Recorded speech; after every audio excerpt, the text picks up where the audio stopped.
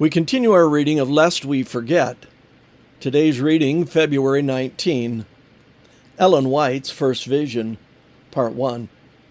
And it shall come to pass afterward that I will pour out my Spirit upon all flesh, and your sons and your daughters shall prophesy. Joel 2:28.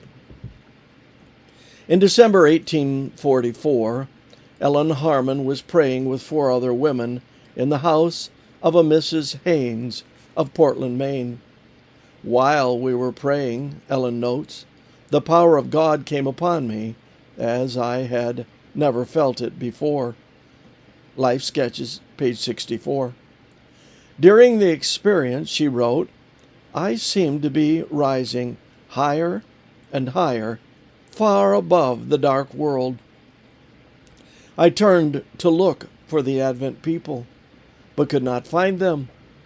When a voice said to me, look again, and look a little higher.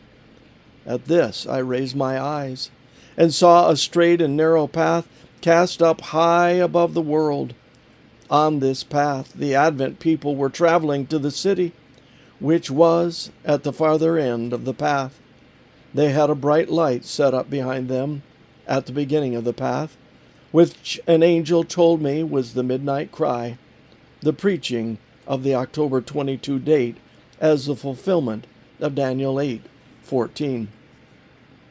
This light shone all along the path and gave light for their feet, so that they might not stumble, if they kept their eyes fixed on Jesus, who was just before them, leading them to the city.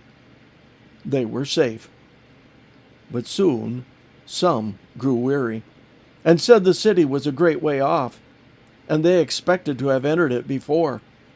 Then Jesus would encourage them.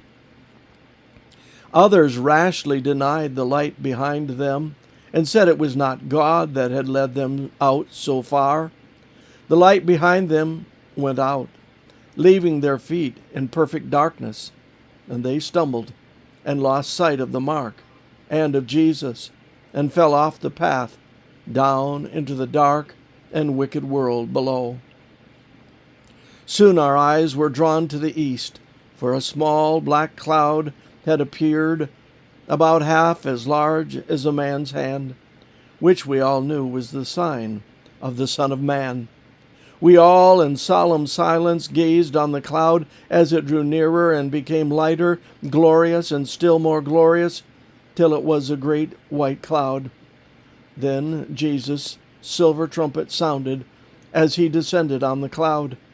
He gazed on the grave of the sleeping saints, then raised his eyes and hands to heaven and cried, Awake, awake, awake, ye that sleep in the dust, and arise. Early Writings, page 14-16. And this concludes our reading today of Lest We Forget.